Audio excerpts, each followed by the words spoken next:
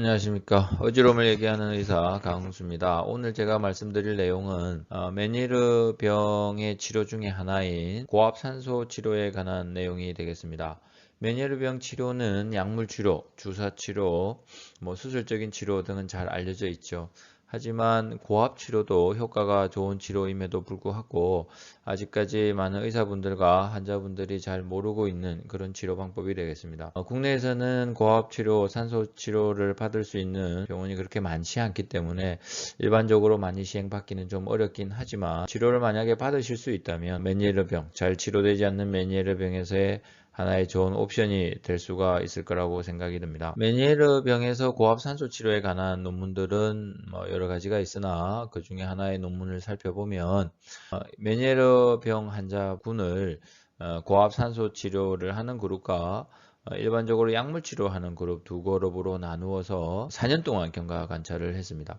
고압 산소 치료를 받는 그룹은 지속적인 고압 치료를 하는 그룹과 고압의 변화를 주는 그룹 두 개 그룹으로 또 세분화해서 경과 관찰을 하였다고 되어 있습니다. 메니에르병 급성기 때는 고압 치료를 15일 동안 매일 치료를 좀 하였고 유지요법으로 1년차 때는 매달 연속으로 5일 정도 고압 치료를 시행을 하였습니다.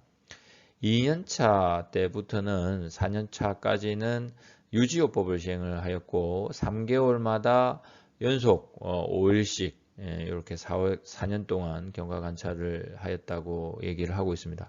결과적으로 4년 동안 경과 관찰을 했을 때 약물 치료만 한 그룹에 비해서 고압 산소 치료를 한 그룹의 어지러움 발생 빈도와 청력 저하가 고압 산소 치료에서 더 적었다. 그렇게 얘기를 하고 있고 고압 산소 치료도 지속적인 고압을 준 그룹과 변화를 준 그룹을 비교를 해보면 압력의 변화를 준 그룹에서 조금 더 결과가 좋았다. 그렇게 얘기를 하고 있습니다. 그렇다면 단순해 보이는 이 고압 산소 치료의 기전은 뭔가? 왜 메니에르가 좋아지는가?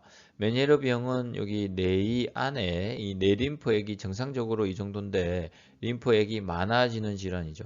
많아지는 원인 중에 이 안에서 생성이 많이 되는 이유도 있지만 여기가 빠지는 길입니다. 빠지는 길이 막히는 경우도 있죠.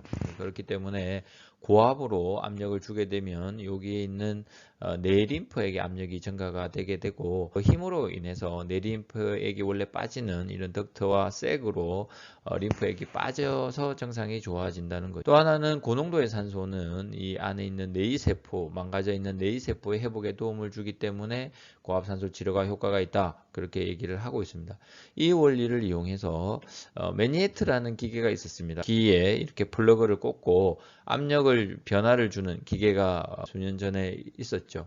하지만 효과가 좀 적어서 지금은 거의 쓰는 그룹이 거의 없는 걸로 알고 있습니다. 고압 산소 치료는 매니에트와는 비교가 되지 않게 강한 압력으로 압력의 변화를 줄 수가 있습니다. 그래서 저는 병원에서 메니에르 환자의 같은 경우에 고압 산소 치료를 할 때 고압의 변화를 주면서 환자를 치료를 하고 있습니다. 이렇게 하게 되면 고식적인 약물 치료에 잘 반응하지 않는 메니에르 환자도 효과를 많이 볼 수가 있겠습니다. 자, 오늘은 아직까지는 일반화되어 있지 않는 치료이나 만약에 메니에르로 고생을 하고 치료가 잘 되지 않는 환자분들이 계시다면 고압 산소 치료도 하나의 대안이 될 수가 있으니까 주변에 고압 산소 치료를 하시는 병원을 찾으시고 치료를 받으시기를 권고를 드립니다. 오늘은 여기까지입니다. 경청해 주셔서 감사합니다.